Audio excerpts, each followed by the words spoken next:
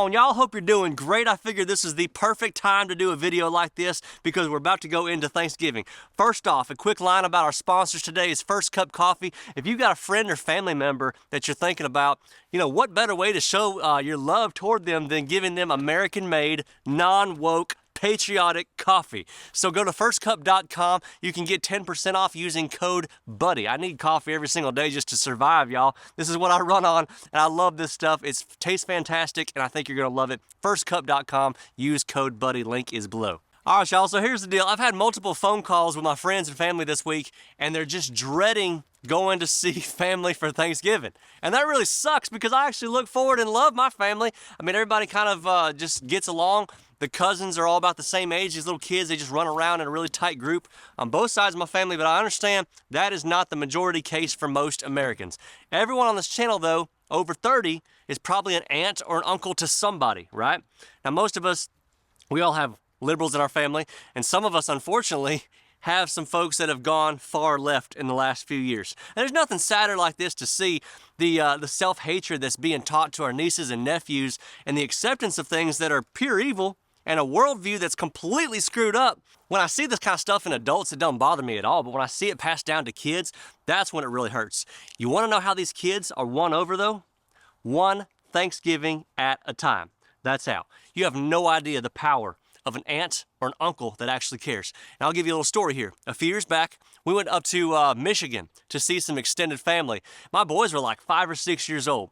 I had a cousin-in-law, his name was Mike, and Uncle Mike was about the coolest guy my boys had ever met in their lives because Uncle Mike lived on an apple farm, and he pulled up to the house one day about 8 a.m. on a Saturday morning. The boys were still in their pajamas, and he just, room, he just hollers out, "Let's go. Come on." That's all he had to say. They had no clue where they were going, but they jumped on the four-wheeler with him. And he took that four-wheeler and he rode them all around the apple farm. He was telling them about what it's like to be an apple farmer up in Michigan. Give them the lay of the land, right? For about an hour. And showing them how a farm actually works. So they were just picking apples and listening to him talk. 10 years later, they're still talking about how cool Uncle Mike is. We haven't even seen him since. The reason I'm telling y'all this is instead of trying to get through Thanksgiving with your family, use this as a time to win over your nieces. Use this as a time to win over your nephews, because you will.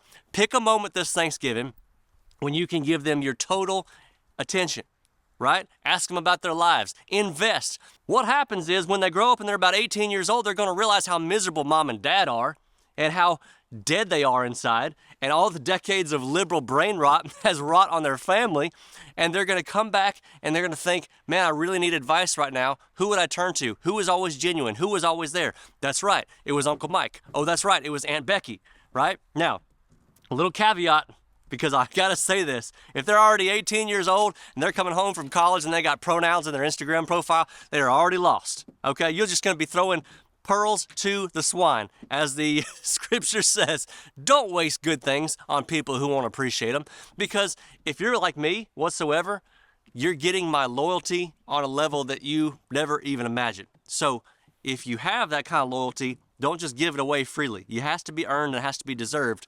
But if you build this one Thanksgiving at a time, y'all, I'm telling you, your nieces and nephews, starting like birth to elementary school and just moving on forward from there, those seeds you planted are not going to be in vain. That's what I'm saying. Think about this Thanksgiving, y'all. It's important. By the way, I'm going to put my Christmas songs up as the end screen here. Redneck Jingle Bells. We got Kamala Got Ran Over by a Reindeer. Democrats Don't Deserve Christmas Gifts. Get them all on your playlist. Get them going for the holidays. I feel like it'd be a great situation the day after Thanksgiving when all that turkey's digested. Y'all be safe wherever you go.